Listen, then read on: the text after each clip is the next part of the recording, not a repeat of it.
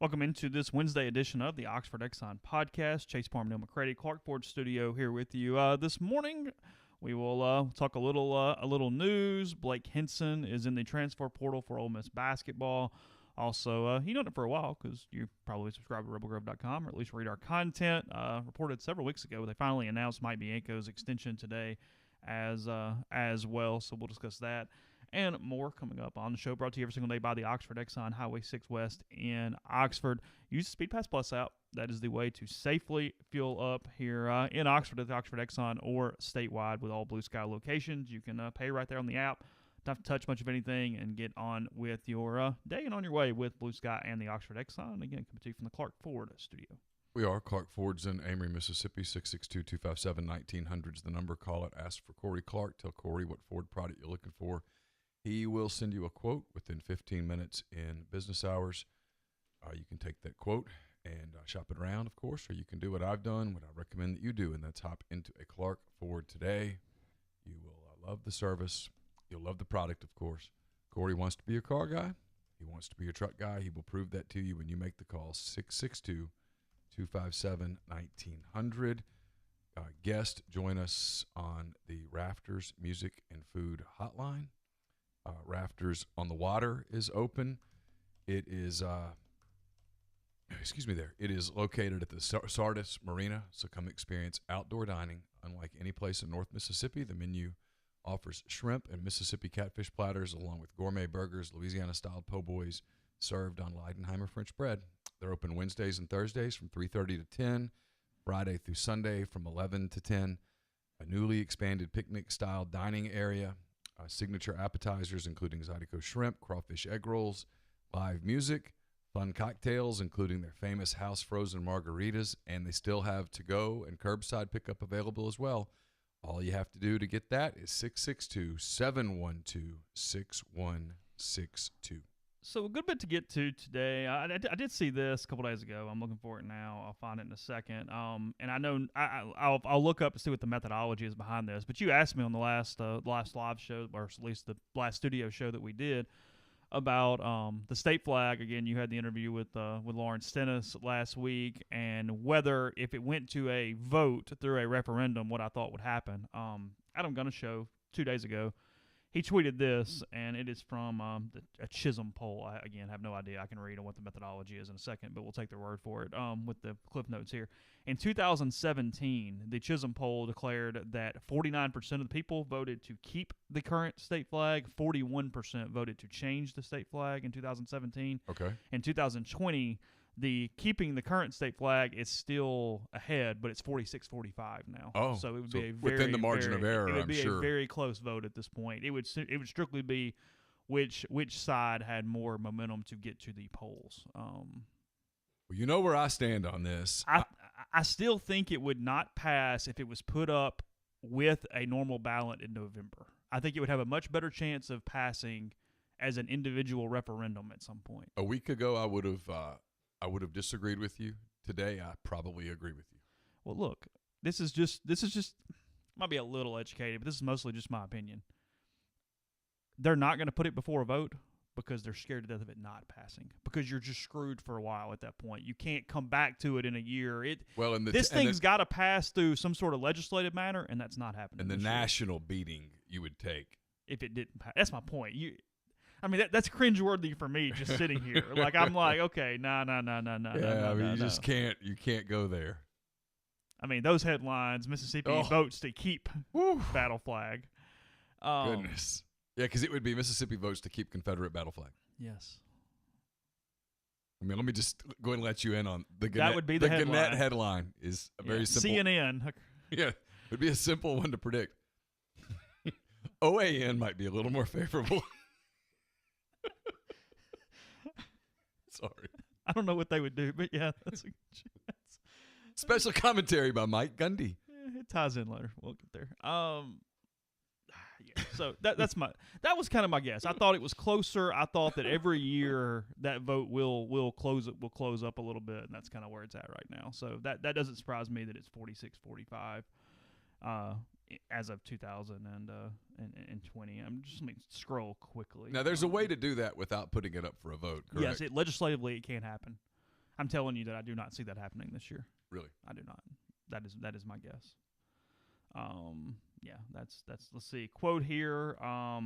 National polls confirm that our nation is wrestling with issues of race and criminal justice reform like no other time in the last 40 years. This poll shows that many Mississippians are engaged in that debate, but polls are a snapshot in time. As of last Wednesday, there was not enough support to change the state flag. Slow down. I'm losing some of that. It's okay. As of last Wednesday, there was not enough support to change the state flag, but there was more support than ever before, and there is momentum on that side of change, said Brad Chisholm of Chisholm Strategies, which does work for Democratic politicians, polled on the issue in light of the renewed efforts this legislative session to change the flag. Where is Chisholm located? Do you know? Not that it matters. I'm just kind of curious. I don't know. Let's see. Let's try to figure it out. We can take the time to do that. Webb, thank you very much. It's very kind of you. Let's see. He wants to know thoughts on Mike Leach at State, long-term, short-term. We'll get to that. 2906 North State Street in Jackson, Mississippi. Chisholm Strategies. That is where that is located. I don't know the methodology was more what I was interested by. I was kind of curious how many people they polled. I was sort of wanting a little poll data there. Because that's the deal, too. When you're doing this, you have to, it's probably a little bit of profiling and stereotyping, but I don't think completely. And I think a lot of times that saves some time as much as anything. I think that if you poll university towns, you poll Jackson, you're going to get a lot of change. If we go down to every small community around the state, you're going to have a lot more keep the flag. So that's the thing, too, is you got to figure out when you really try to figure out whether something can pass, you have to figure out how motivated each subsect is to go vote, and then what those numbers look like, because that's sort of where this is. Polling is so hard, too, I would think, I'm guessing, because so many people, when they get a number like that pops up on their cell phone, they block it or they decline it. Or don't answer it. Do you get the text, like during cycles, for them to give your thoughts on things or whatever? And I never do it because it takes, it depends on if it catches you at the exact right time, you might do it. I'm really complicated because I get them from both sides. I get Democratic and Republican text. Yeah, I mostly just get the Republican text. Do you? Yeah. Well, you're a pretty staunch conservative. You're a 10. Yeah. Yeah, I'm glad we have the camera when we do. 'Cause we pan just to the left, we'd see that battle flag right over the door. I know. I'm glad we got that moved. Yeah, it was when Malloy was here that day. I thought it was going to get in the picture, but it's all right. Yeah, that's where it's at. Like I said, I will be stunned if it's changed in 2020. That's just my opinion. Yeah.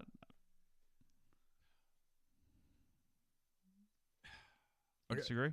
Well, I'm just trying to think. I'm absolutely terrified to say anything anymore because everybody's just on attack mode. There's not a worse time in history to be in front of a live mic every day. Yeah. There's no doubt about that. From a legislative standpoint, from a commercial standpoint, I said this the other day, it remains true. I don't see what choice Mississippi has. I don't see in a forward-thinking world how you can stand on that hill and hold your ground.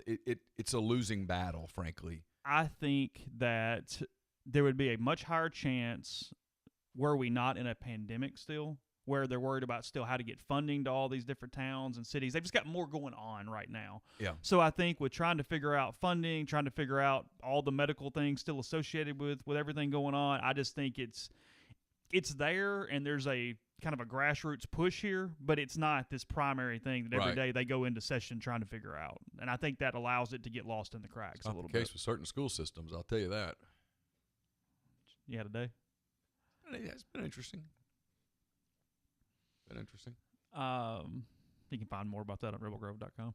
Well, just in a quick little post that might get deleted any minute now. You're not sure yet? Yeah, I don't know. It's one of the times you hit hit enter. Yeah, and my kids are gonna be like, Dad, come on. Yeah, help me out a little here, thanks. So what's going on with Blake Henson? He's entering the transfer portal. What's up? Yeah, it's not a massive surprise. I said this yesterday on the board. 2 months ago, this would not have been a surprise at all. The fact that we got to middle of June and then it happened surprised me a little bit. I asked some people yesterday if it was a surprise inside the program, and I was told no, not at all. Look, Blake had a really good freshman year. He had a very disappointing sophomore year that a lot of it was not his fault. He missed the entire offseason. He had to try to play his way into shape. And I think at times last year he tried to hit 5 and 6 point shots. And those are hard to make. And I think he just decided a change of scenery was going to be a good thing for him. I think he knew that he could see the writing on the wall with the people in the room, that getting playing time was going to be a challenge. And yesterday was report date, and I guess he just decided, you know what, I'm going to go elsewhere. There are already a couple of schools that have been mentioned, Utah, Missouri. Blake has a redshirt year at his disposal if he can't win an appeal. Makes sense. Look, Blake's a great kid. I like Blake a lot. There were times that you could see it wasn't working. He wasn't beginning to fit. I don't know that everything meshed. And I just think this is college basketball, which is going to be it's always been pretty transfer heavy, and it's going to get even more transfer heavy. And when the rule passes, I was telling you before we started, when this one-time transfer rule passes, and it will, it absolutely will. And when it does, it's going to be chaotic, especially at first. Kids are going to jump places. You're going to get kids you didn't think you could get, and you're going to lose kids you didn't think you were going to lose. And it's going to happen to every single program. And basketball, more than any other sport, because of small roster sizes, meaning one player going and coming makes such an impact everywhere. Yeah. You have full scholarships, so it's not like a baseball thing where you're dealing with inequality from that standpoint or inequity. I mean, it's it is absolutely the most impactful sport from that standpoint. Kid jumps to the league a year early and opens things up, and boom, you transfer. You know, it's going to happen. Kid doesn't like a coach, gets frustrated, has a bad meal, boom, gone. I mean, just the way it works. Sort of kind of back on that other topic for a second. I'm just seeing this morning, and I'm not going here because I frankly don't want to. But from a strictly advertising standpoint, Quaker Oats getting rid of the Aunt Jemima logo and brand, that is so recognizable and such the reason that people grab that syrup and something that you know and you see every time. It's Mrs. Butterworth too, right? I haven't seen that. I don't know. If I'm the advertising person, the person trying to market now, I'm terrified on how you try to rebrand while keeping market share. I mean, back in my fat days, yeah, I would keep Mrs. Butterworth around. Yeah, I knew where to find her. I mean, I'm looking. I'm like, that's such a recognizable front of syrup logo. Because we talked about this the other day. I mean, you buy so many things based off what the label looks like. Of course. Wines, syrup, anything. Everything. Come on. Man, I mean, I'm telling you, it's gonna be a tough deal. Yeah, I've seen potentially that. I've seen Uncle Ben's rice being potential, some different things. So yeah. Another thing where I can tell you what the logo looks like in my head. What? But I don't know the backstories. I don't know. The Aunt Jemima is because of obviously it's replicating the main slave from old antebellum South, like they took care of the children or the cook or whatever along those lines, and it apparently the origin came from minstrel song shows where the slaves were singing back in the 30s. Okay. Apparently that's reading quickly from an article that I have in front of me. That's the case. But yeah, just advertising wise, I went, wow, that's a tough rebrand right there. I mean, you could quickly lose some share just because people recognize it. That's all it is. So it's pretty fascinating. Did you see a certain column? Well, not a column, a certain tweet from a certain columnist today. Who? No. What happened? Mr. Wilkin. What did he do today? Oh, he says goes after the word rebels. Oh, I did see that. UNLV took their rebel person down. They took the statue down. Took the statue down. Well, I mean, Las Vegas, it was a bastion of the Confederacy. You remember the Battle of Las Vegas? Yeah. If what is their origin with rebels? I don't know. What is it? It has to be something with like the gold strike and stuff, right? Wouldn't you think? I would assume. Well, that's what's interesting about this is, I mean, rebels in general. I mean, our Minutemen were rebels. I mean, American history, 1776. I mean, we're rebels. That's what that I mean, the name does not automatically refer to the Civil War, no matter what connotation you want to put on it. I know. I'm aware. I mean, our country was founded by rebels. I don't know if you're aware, but we are now going after some of the founding fathers of our country. Well, okay, that's fair. I saw that too. Virginia changing the way their handle looks on their logo. I saw that. You see this? Saw that. I had to look like for 5 minutes to see the difference. I was like, hold on, what you did? you did what? I mean, and like, fine, whatever, because it doesn't make a difference. Who cares? Whatever. If that makes whatever. Yeah, but I don't know. I'm sure we're still pissing people off right now. But I'm not really trying to. I do think there's a degree of context that's required with Thomas Jefferson and George Washington and people that lived in the 1700s, but yeah, you can't compare time periods. You don't say you can't. Well, okay. Be careful. The hell you can't, because people are doing it. UNLV, this is from the UNLV official site, so I'll take their word for this. UNLV.edu /campus life/mascot -nickname.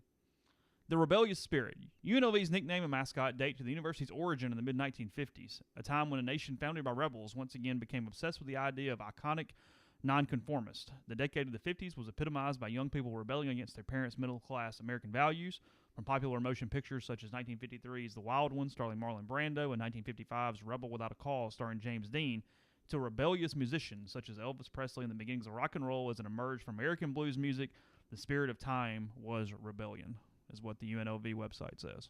Okay. So why? So they got rid of the rebel guy. Yeah. All right, let's be serious for a minute. No, I mean, I kind of am. I'm really not joking. I don't like. Well, I mean, but I'm gonna leave UNLV out of this. We'll let them fight their own battles. What do you think's going to happen here? Because the topic's coming. So, I mean, if you haven't begun to kind of think about it, you probably should. Because it's coming, and you talk in front of a camera most every day. So, I mean, the topic is absolutely coming. It's going to come from the campus.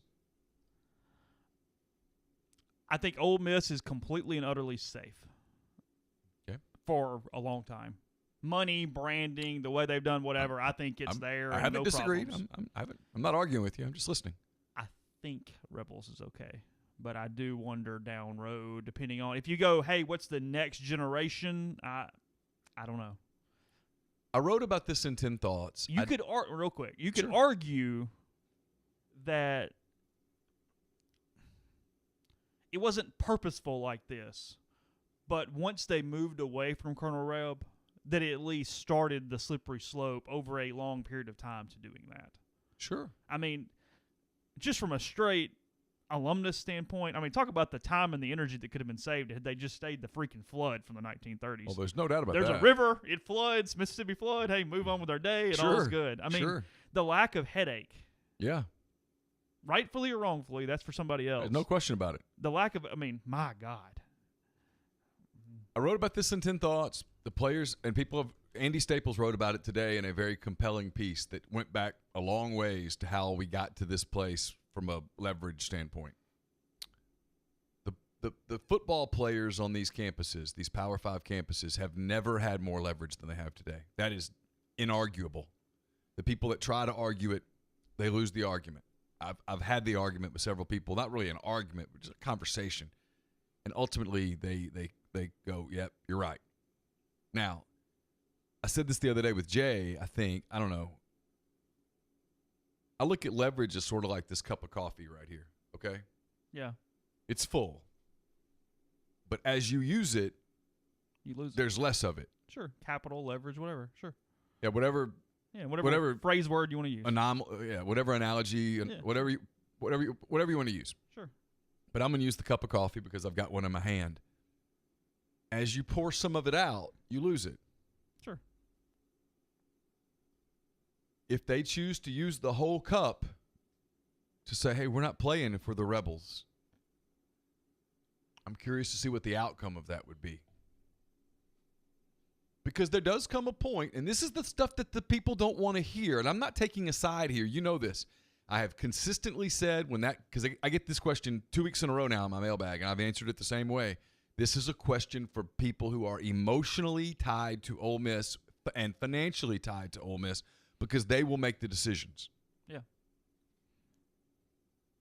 There will come a point with leverage where it's a bridge too far, and where the people that are alumni and donors and season ticket holders and supporters say, that's it, I'm done. Yeah. That's it. So I've looked at the leverage and I've said, you guys want to get name, image, likeness rights?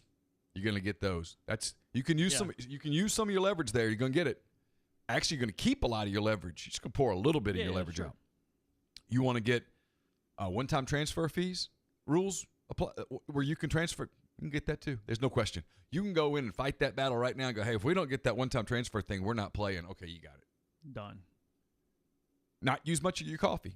Still have a pretty big cup of coffee. You probably could say we want to be able to have representation. Not an agent, but a representative who we can consult with legally to get advice on stuff. You probably could get that. When you start getting into some of the other stuff, you start getting into the stuff that's emotional to the fans and the donors and that kind of thing, and that's where things get interesting. And I'm not saying that Ole Miss should or should not keep Rebels. It's not my call. I don't want to vote. But when that comes up, that's going to be a lot more emotional to donors and to fans and to alumni than legislative policy, isn't it, basically? Than name, image, likeness. Yeah. I should have kept reading because UNLV kind of brought this on themselves a little bit. I'll go there in a second. Before we do that, I'll tell you about Tyson Drugs and G&M Pharmacy. Both stores are open regular business hours. Most things are now, as in Mississippi, things are opened up for the most part. Tyson's utilizing a walk-up window, and G&M's offering curbside service as well. Both stores dedicated to free local delivery and are able to deliver same day as well. You can still get their compound alcohol-based hand sanitizer and more. So you can check out their Facebook page for those updates or give them a call at 662-236-2222. We are also brought to you by the Iron Horse Grill. The Iron Horse Grill is located at 320 East Pearl Street in Jackson.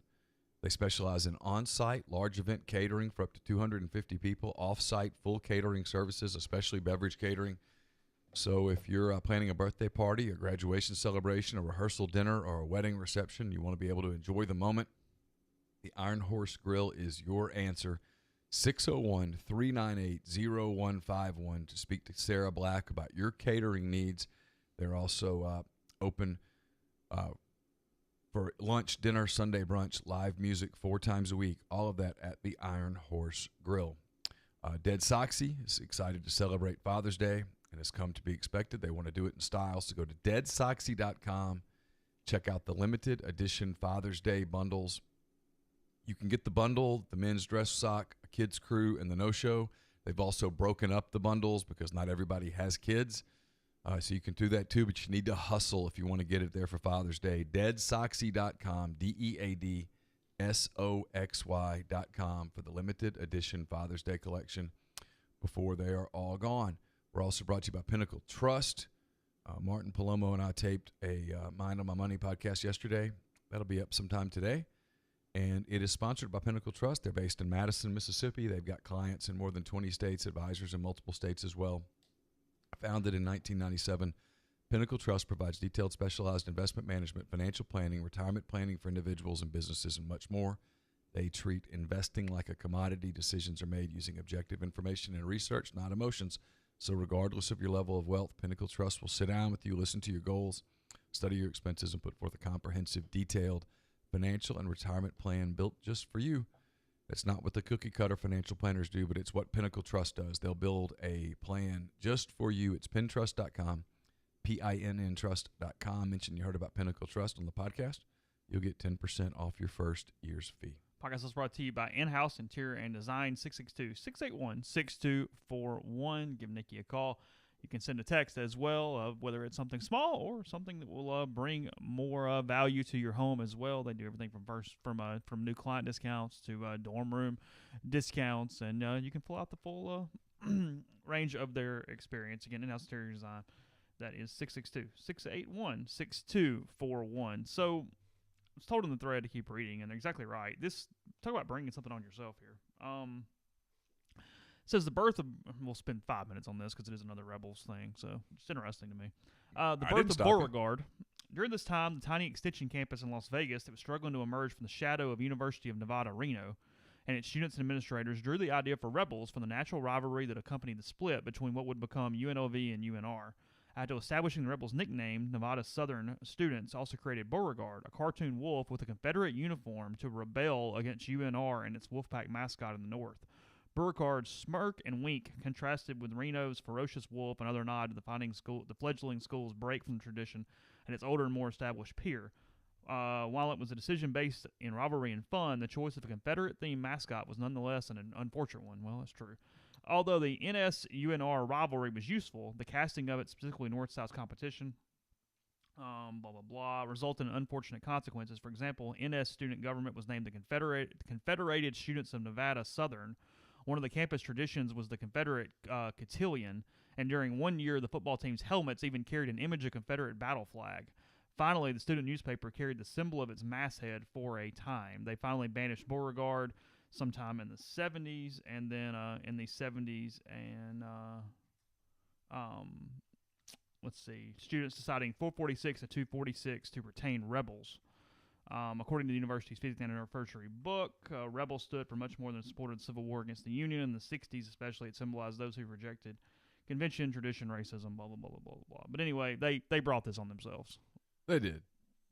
In an attempt to have some fun, they brought it on themselves. In a different time period. Yeah. Nope. You're not allowed to put context on anything. So they went largely without a mascot until 82, and then that's when they have Hey Reb, which was taken down, which, again, we were kind of going with this full circle. So, yeah. So, is this right, Leif? What? Leif Benson. By the way, Leif, I got your email, and I forgot to respond to it. If you get the I'll go to Leif's question in a second, but I'm going to answer this while I'm thinking about it because I'm old and I forget.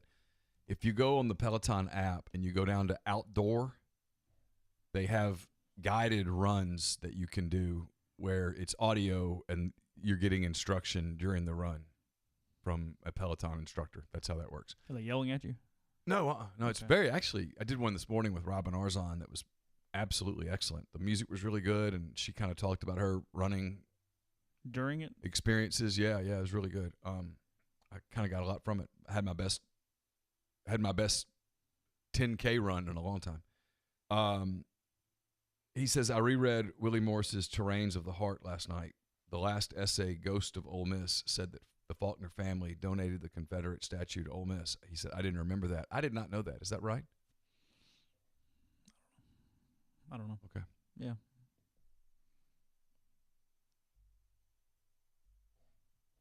I'm not saying Leif's wrong. I didn't mean like, is Leif right? I just meant I didn't know that. I don't know.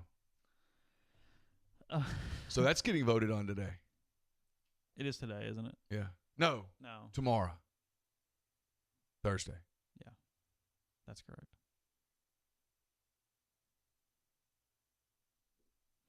It's going to pass. I think so. Yeah. Yeah, it is. They wouldn't do the vote if it weren't going to pass. No, I'm kidding. Yeah, I'm messing.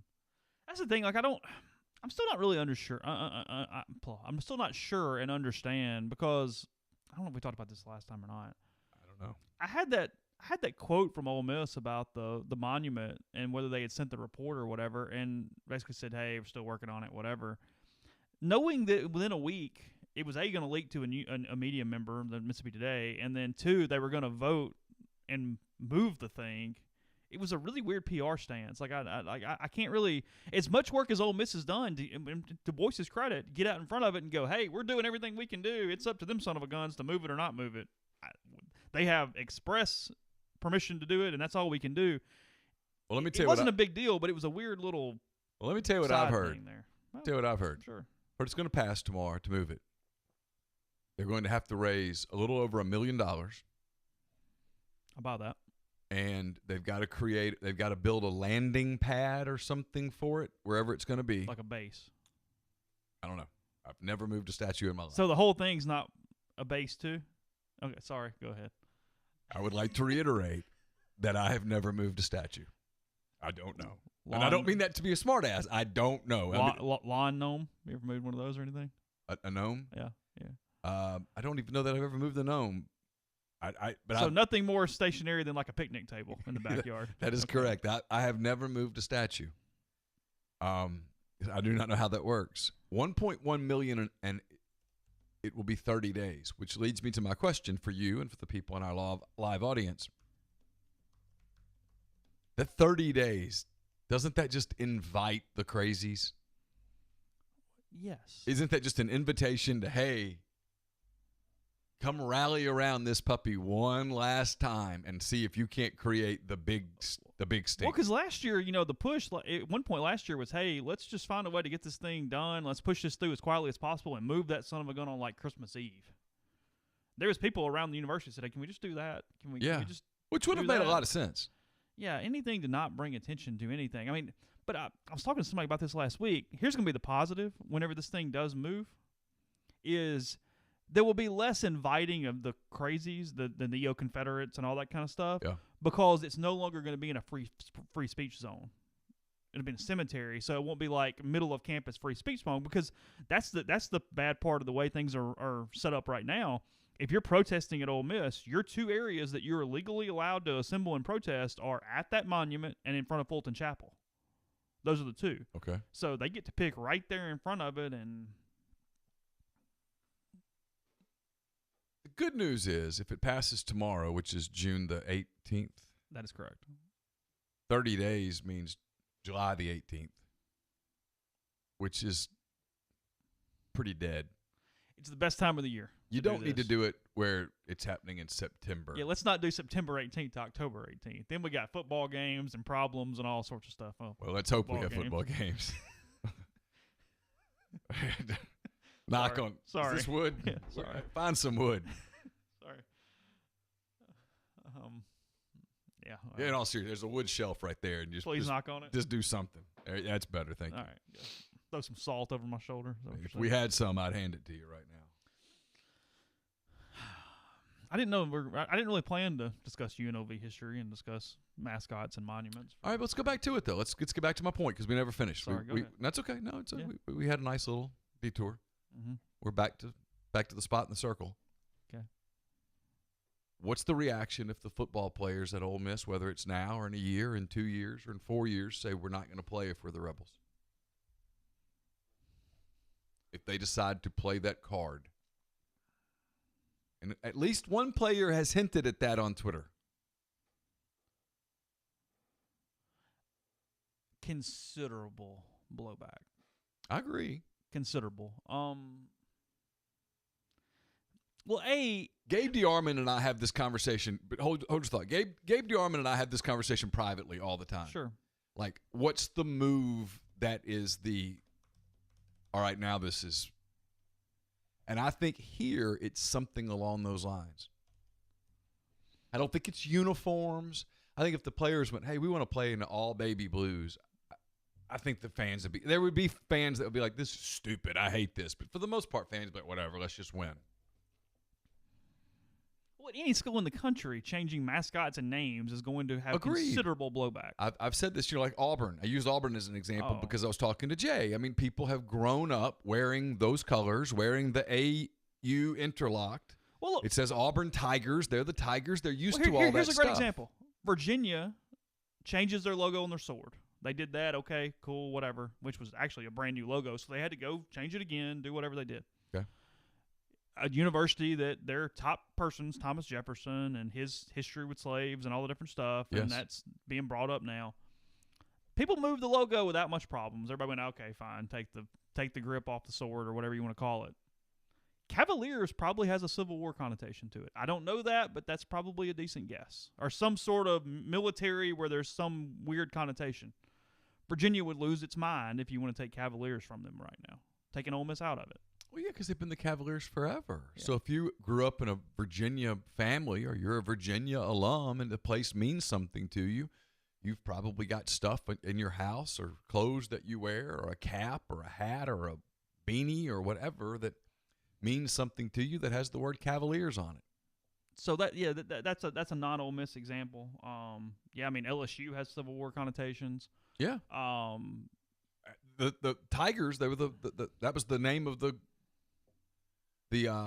the group of soldiers from LSU that It's fought just in the Civil whoever's War. in the crosshairs. You can pick and choose and find something with almost every Southern school, frankly. I know. That's why I'm asking. Yeah. What happens when the players say, here's our leverage and this is our play? Where I'm going with that is in where you, even if you're going to do it, that's such a complicated thing to change. It's not like you can just suddenly do it in 4 days. You know what I mean? No, I know that. That's the thing. I where know it's that. like, well, I mean, if you're not going to play until we change it, then we're not going to play because this takes a minute. This is even if we all agree. But if they said, we're not going to play until you publicly promise that you're going to change it, that you're going to start the process of changing it immediately. You're going to begin that process and you're going to announce your intention publicly. Because it would not take 4 days to announce your intention. Maybe I'm wrong. I don't think they have leverage to get it done. So it's interesting. It's the conversation I like to have. There's a point where, and this has nothing to do with race or anything else. Just in general, alumni, donors, boosters, fans, season ticket holders go, hey, no. Okay. No. Question 2. And these are questions. These are not rhetorical. I mean, Colonel Rev 2000 says literally, where do you draw the line? I think that's on the opposite side of the line. In today's environment, I get questions in my mailbag every week. I got another one this week, and I don't mind them. They're fine. Sure. I say, hey, ask me whatever. Yeah. Now, what do you think about recruiting? Are you concerned about Ole Miss's recruiting? Should we be concerned about Ole Miss's recruiting? I know it's a pandemic, but, I kind of thought Kiffin would have had a bunch of 4- and 5-star players by now, and that hasn't happened. What do you think the deal is? Blah, blah, blah, blah, blah. In today's environment, being the Rebels, does that hurt you in a recruiting battle?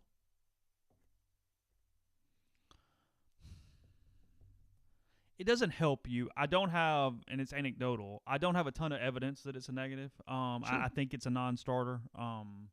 The 2 players where I feel like something on campus that we can document and prove, well, I'm saying we don't feel, I know this. The 2 players that have been most impacted in a negative Ole Miss slant that were pretty high-profile players were Michael Dyer and Matthew Wells over the last 5 or 6, 7, 8, 10 years. And Vernon Hargraves. Yeah, okay, 3. Yeah. I forgot. That's okay. Yeah, sure. I was just adding. I was adding one to it. Matthew Wells drove through campus the same day as a rally. His mom got upset, really spooked. Understandable. They tried to smooth it over, but at the end of the day, I think that was a pretty big blow, and him ended up at Mississippi State.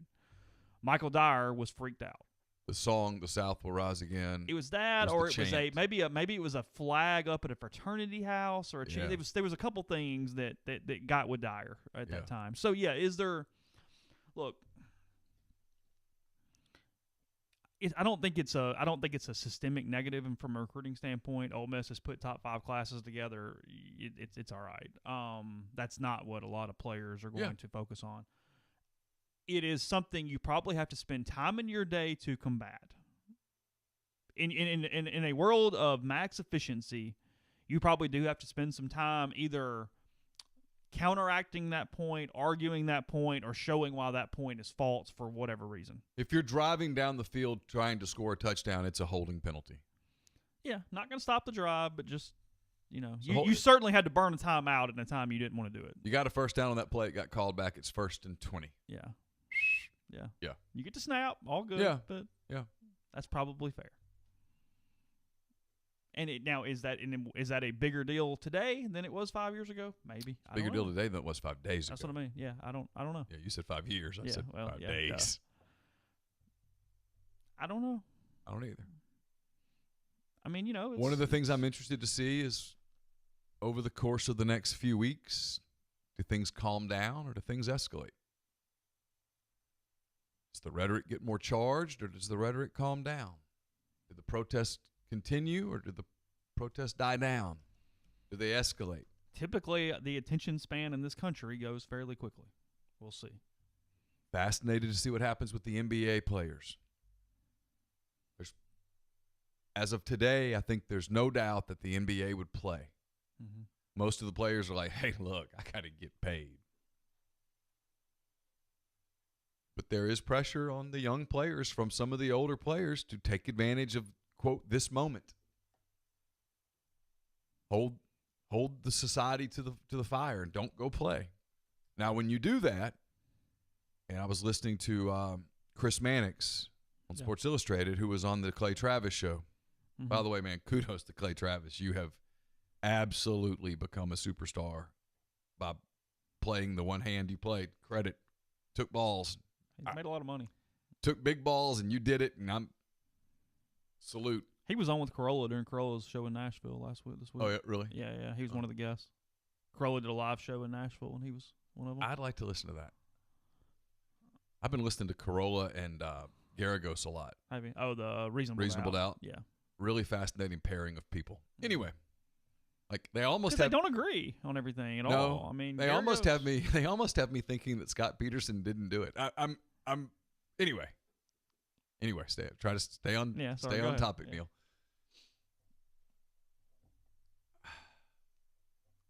I want to see what, like with the NBA players, if they were to do that. Mannix was on with Travis, and he said, make no mistake about what would happen if that happened. Make no mistake. The owners would go, okay, we're going to exercise the force majeure clause in this collective bargaining agreement. And you don't get paid. And we're going to blow it up. And all of you who have these 6-year, $250 million contracts, they don't exist anymore. And here's what's interesting, and I don't want to get everybody all worked up, but the NBA right now, rightly or wrongly, is operating under the assumption that fans will not be in the stands, at least at the beginning of the 2020-2021 season. Are they right? I have no idea. Are they wrong? I have no idea. If you have more information on epidemiology today, feel free to jump in. Yeah. I don't know. But we always talk about perception and reality. If you're the owners and that's your perception, at this moment, that's your reality. And when the players come to you and go, well, let's negotiate a new CBA, the owners are like, nah. You know what? We think we're going to sit on our powder here. We've taken a loss, and we're not going to take another loss. We're going to wait. And then if that means that you don't, let's say that those people are right, that the virus is such that indoor arena events with fans are not possible. Sure. Okay? Yeah. Do I think that's insane? I do, but regardless. If that's the case, you're talking about a year and a half without the NBA. And players, that's a pretty limited window of time for a player to get his coin. I mean, you've got from about, 20 until about 30, realistically, to make your money. And then Father Time and Mother Nature begin to kick in. Means no college basketball at any level. It would mean no college basketball. Which means the end of athletic programs at Gonzaga and Butler and Creighton, and take your mid-major picks that don't play football. That's why I tell people when people talk about this story, this is the biggest story of our journalistic lives. It's massive and I don't know what's going to happen. Yeah, there's no answer. No one knows. It's not like you're just waiting it out. You don't know what the next day, the next week, the next month looks like. A week ago, I was super confident that there would be football. Like on a scale of 1 to 100, I was about a 90. And I'm still up there, but now I'm about like a 78. Yeah. Because every time there's some positive cases, these media people who have these bullhorn voices scream from the mountaintops, and these administrators at these universities who are terrified of liability. Well, thought on that. The reason for that, we'll get to that in 1 second. First, talk about Community Mortgage, Oxford, Memphis, Soto County, and Chattanooga. Underwriting and processing is done in Memphis. You're getting local underwriting and understands your market. Leader in condo financing, the float down option, and more. 662-234-2704 or JLOWE at communitymtg.com.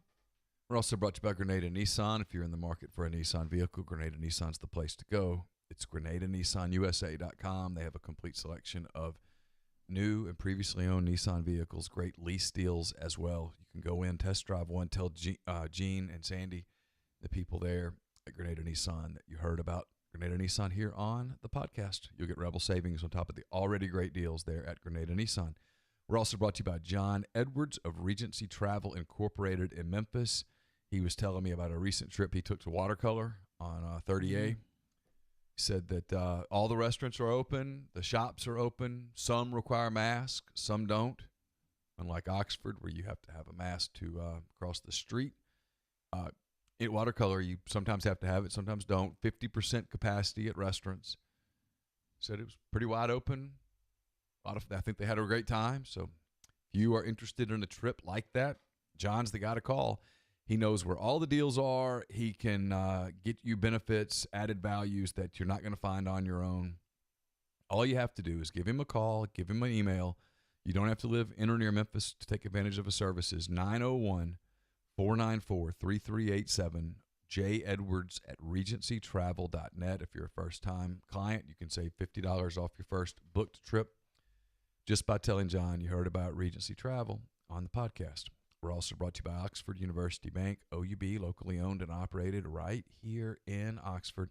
When you deposit money at OUB, that money and the vast majority of the bank's profits go right back into the Oxford community. OUB offers its customers the absolute best cash checking account. It's called Kasasa, and with Kasasa, OUB will pay its customers 2.5% interest on their balances up to $50,000 and refund ATM fees nationwide. They also have a commercial checking account now paying 1% interest as long as you keep $10,000 in the account. It comes with fully interactive online banking. To learn more, go to liveoxfordbankoxford.com or call 662-234-6668. OUB is FDIC insured. I was reading from your mailbag a second ago, and I do have a point. We're going to get back to it in a second, but I do agree that Sopranos is incredibly overrated. It gets so much credit for being kind of the first, like kind of the start of the golden age of television where they're more compelling and deeper than movies. But as the seasons go on, they drag, and you feel like you're doing the same storyline over and over and over and over again. I never got it. I never watched it. I never had HBO. That was a part of it. You can pick episodes that are fantastic, and there are arcs that are fantastic, and maybe even seasons, but to me, it doesn't have the staying power of The Wire or Breaking Bad or something along those lines. That's not my genre for the most part. No, it's not. It's not my thing. It's not. You don't need a bunch of mob hits in your life every day. No, I'm much better kind of laid back, happy go lucky. Give me a good laugh. The Office, Community, Park and Rec, Seinfeld. You'll do that. Schitt's Creek.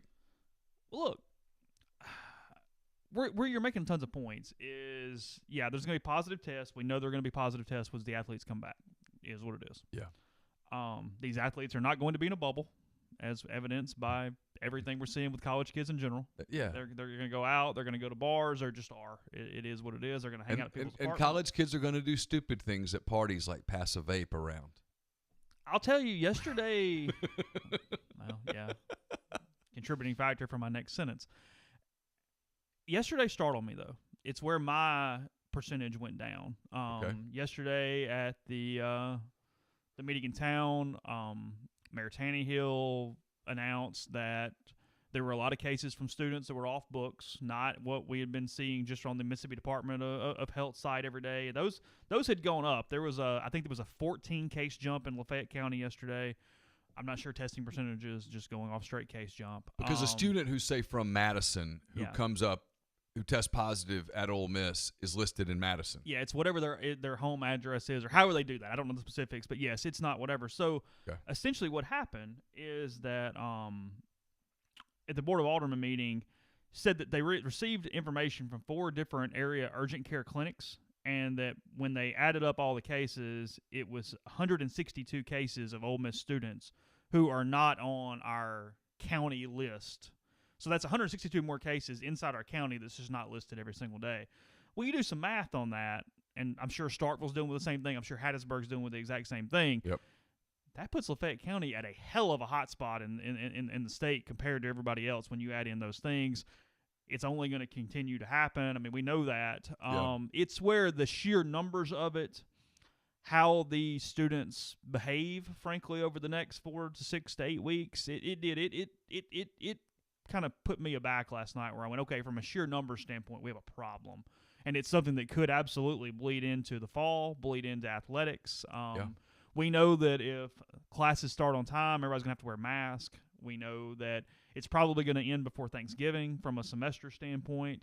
To the best of my knowledge, I don't think they're actually planning on doing temperature checks or testing students when they come back or anything, like from a overall systemic standpoint.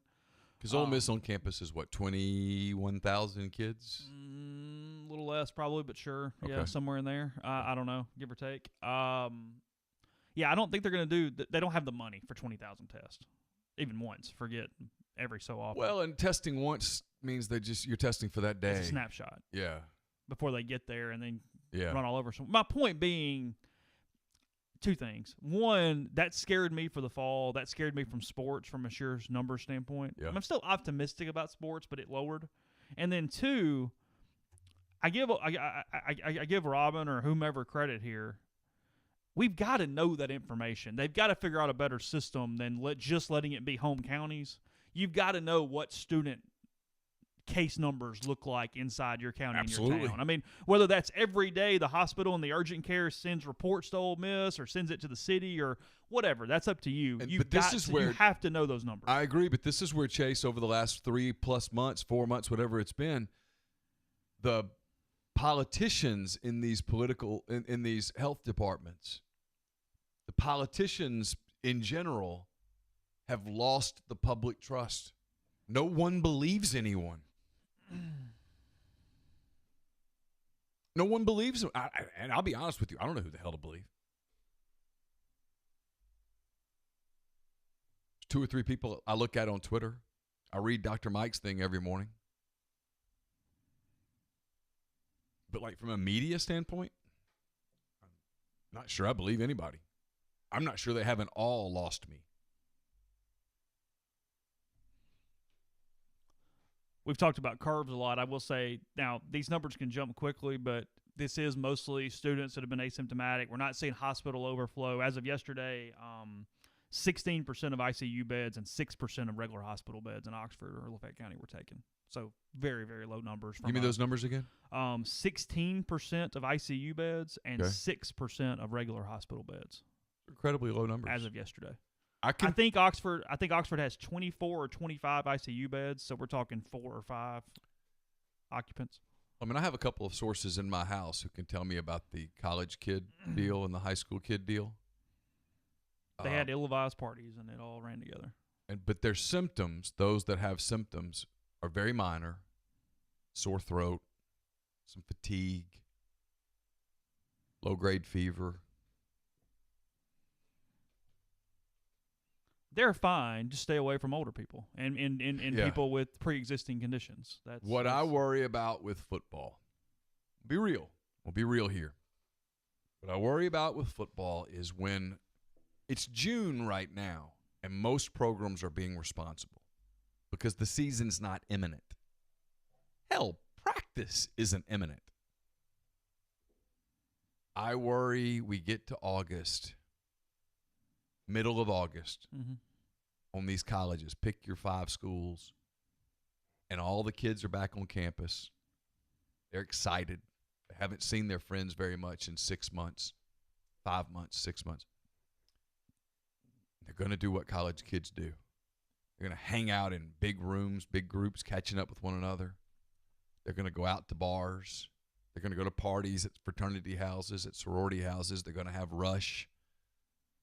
At the end of rush is bid day, which means big parties.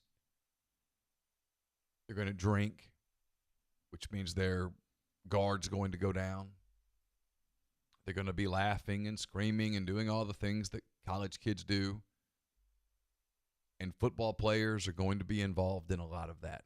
They're not robots. You're not going to lock them down 7 days a week. When classes start, they're going to be back in those classes. And there's going to be some big spike inside of a football program because a handful of kids are going to have symptoms, not tell anybody, and spread it. And you're going to have some deal on August the 25th, 26th, where it's announced that there's 32 cases inside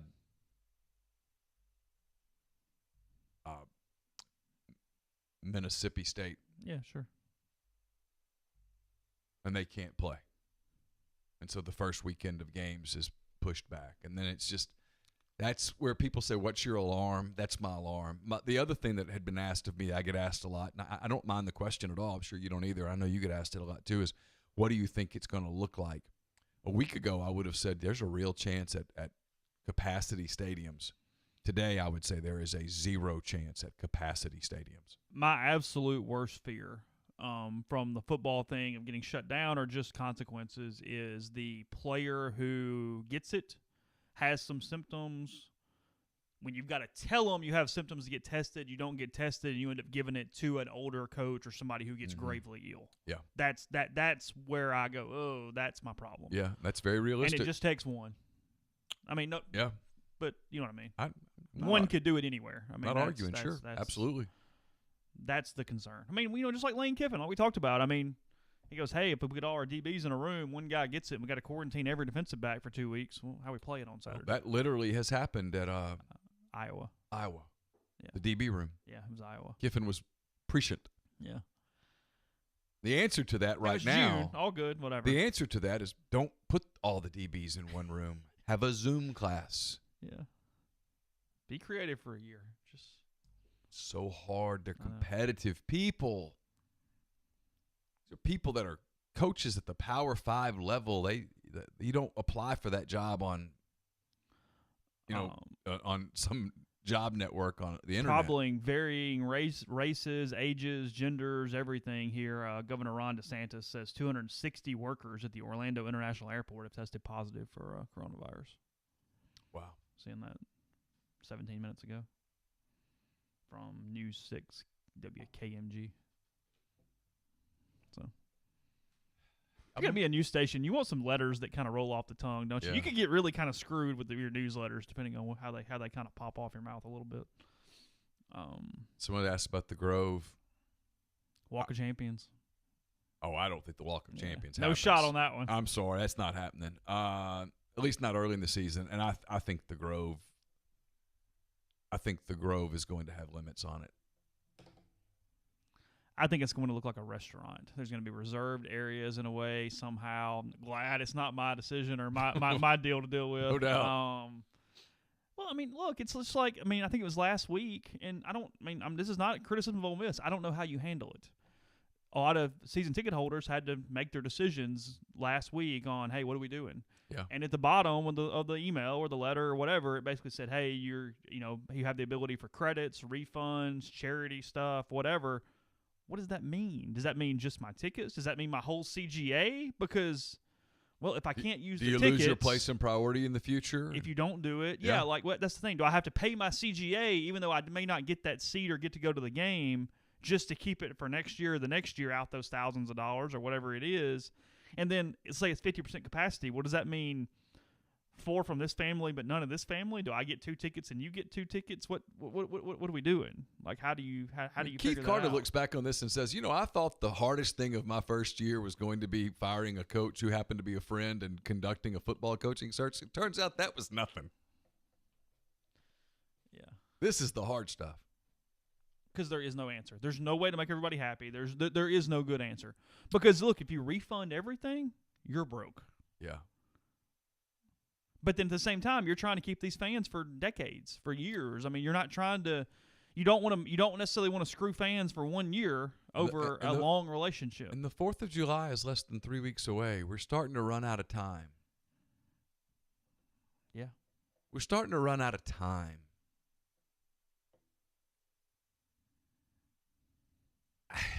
I don't know. I know they're going to try. They're very damnedest to play. I think stadiums will be 50%-ish.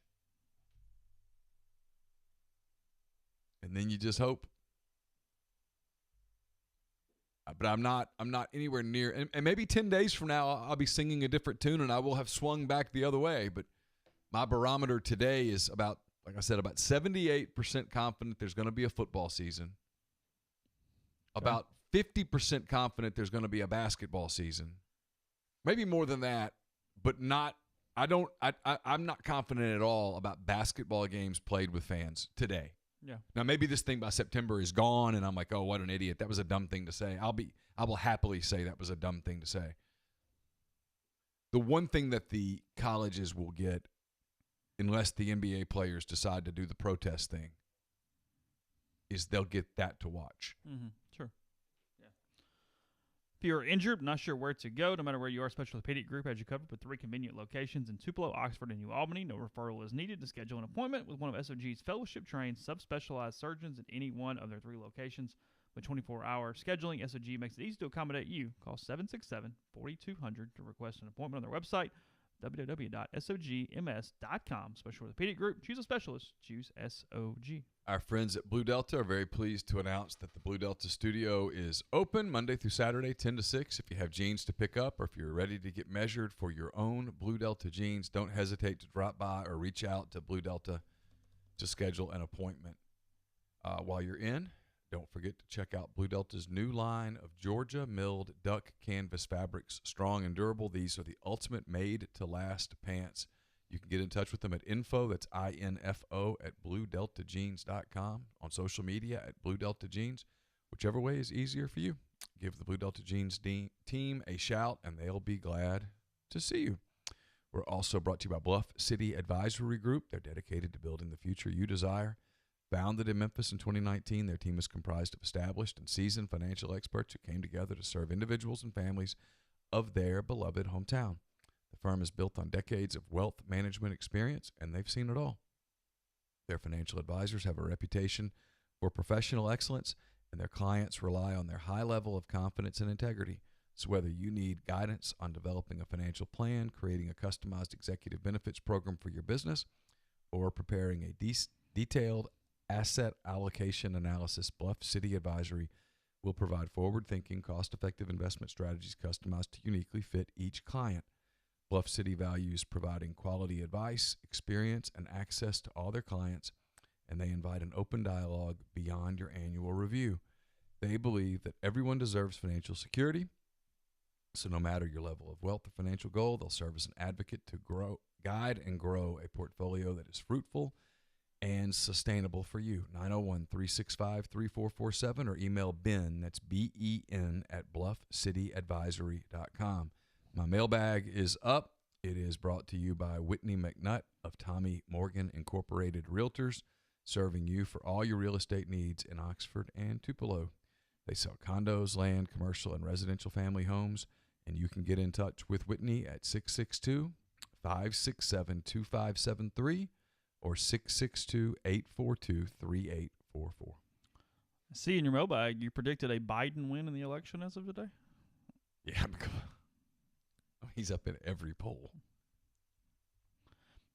Double digits in most polls. Is polling more accurate now than in 2016 from a Trump standpoint? It's a great question. Because Hillary was. I mean, not even being argumentative. No. I mean, for the rest of my life, I'll never forget going, yeah, Hillary's going to win. You called me when you seen this line? I went, nope. Okay, great. We were in here.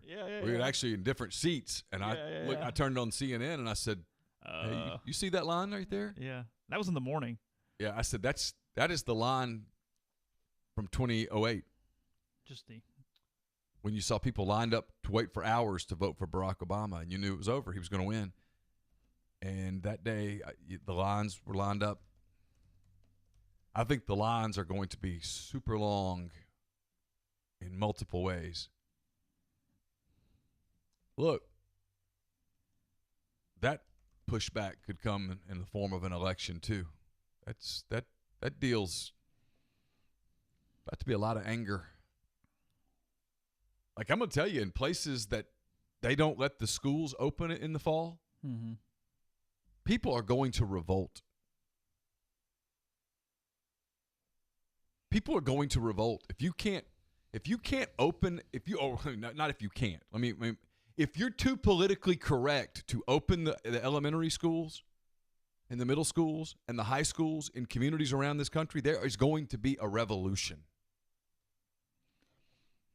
That's what bugs me about maybe it was just Mississippi in general. I don't think it was just Oxford. I think it was Mississippi. Trying to figure out what their plan was going to look like, and there was talk of, hey, well, we're going to do A days and B days, and these kids go on A day, and these kids go on B days, and this and this and this. Okay. I feel like this is done so often with people that don't actually have to do the day-to-day to this. Yeah. Because if you're a parent, two parents, single parents, pick your household.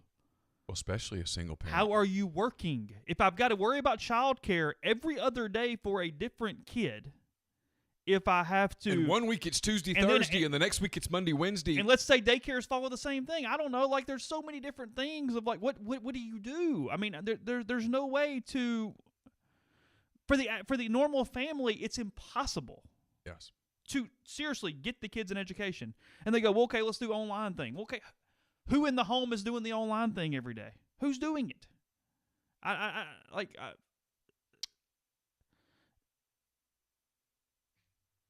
Everybody has questions, and nobody has answers that actually make any sense. I do. Well, okay, but people who are making these decisions are not doing anything with any sense. I don't. Send the kids to school. They need the school. They need the education. If you need to make them wear masks, make them wear masks. They don't care. They want to go to school. If you want them to sanitize their hands every time they walk in and out of a classroom, they'll do it. They want to go to school. If you have to change the way that you do cafeterias, that's okay. They want to go to school. If you have to beg every kid who it's possible to bring his or her own lunch, okay, they want to go to school. If you have to do sack lunches every single day for every single kid, that's okay. They want to go to school. They need to go to school. Not everyone has the Wi-Fi to support online. There's also a social element to this. What we have done to our kids over the last several months is criminal. It is wrong. I would argue that it's immoral. We have damaged the psyche of a lot of young children, high school kids. I've seen it in my family. And you know my kids. My kids are pretty good kids. Pretty smart, pretty well-grounded kids, and there's been damage done. A lot of kids can't do online. They're not conditioned for online. No, I was talking today, even Zoom, there's a lack of directness to it where you can't, even if you're locked in, there's just a disconnect there. It just doesn't work the same way. It's a problem. Well, and on Zoom, they can turn their audio off. They can turn their video off. They get distracted. Mm-hmm. There's no way for a teacher to really connect with kids on Zoom. Well, and at the college level, they're talking about potentially making a lot of teachers do Zoom where their class doesn't work on Zoom. It is freaking impossible. It's an application class where you cannot do it on Zoom. Where it's got to be, and there's a connection, there's a physical connection, there's a mentorship, especially as kids get older in college. You're taking 300 and 400 level courses. There's a connection to a professor. There's an exchange of ideas that happen in a classroom, especially in an older classroom. Yeah. When you lose all of those things, you do lose value. You lose.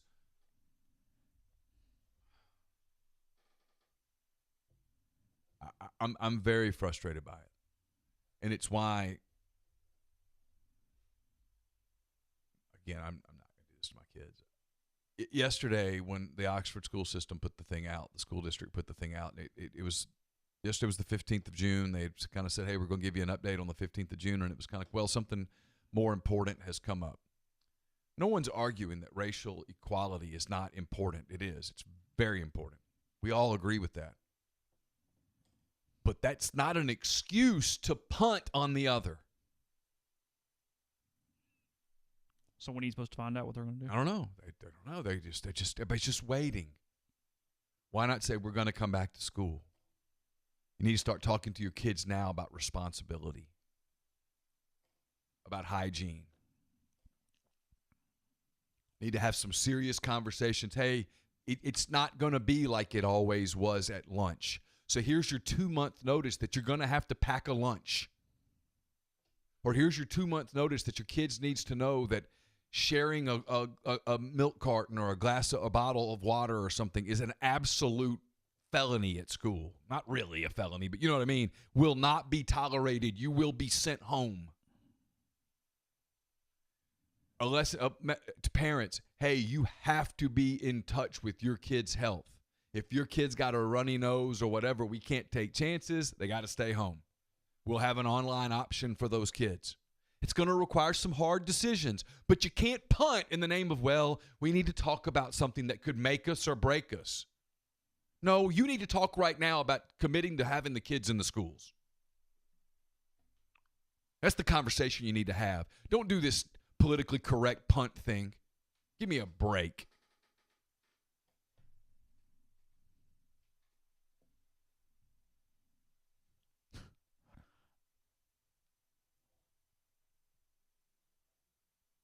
June 17th. Yeah, I mean, we're 2 months. Not even 2 months. like 7 weeks-ish Yeah. from. Ben says this is a doom and gloom podcast. I don't really think it is. I mean, we talked about Blake Henson. Ole Miss is getting a commitment from Deshaun Ruffin. I mean, I don't know what people want. You want all these people that want sports podcasts. There are no sports. The English Premier League starts today. Does it? Yeah. I mean, I don't know what people want. I'm not pushing back at Ben here. I get this question. Why don't y'all talk about sports? Because there are no sports. Mm-hmm. I mean, the MLB conversation is, are they going to have a season or not? The NBA conversation is, are the players going to use that leverage or not? Right. I got somebody ask me, why can't y'all talk about position changes and stuff at Ole Miss? Because I don't know that there are any. Mm-hmm. If they're following the rules with any degree of seriousness, they're not having those types of workouts right now. Lane doesn't know. He doesn't know. Mm-hmm. So there is no news to be had. Yeah. All right. Third podcast for the week. We'll continue on as it moves on. Keep you updated on schedules, guests, and the like. Stuff at rebelgrove.com. Zach's on vacation. Yep. So get stuff to you, whatever. But just a little heads up there from that if it is relevant. So appreciate everybody joining the live stream. It's good to feel a little like normal, and we will talk to you again very, very soon.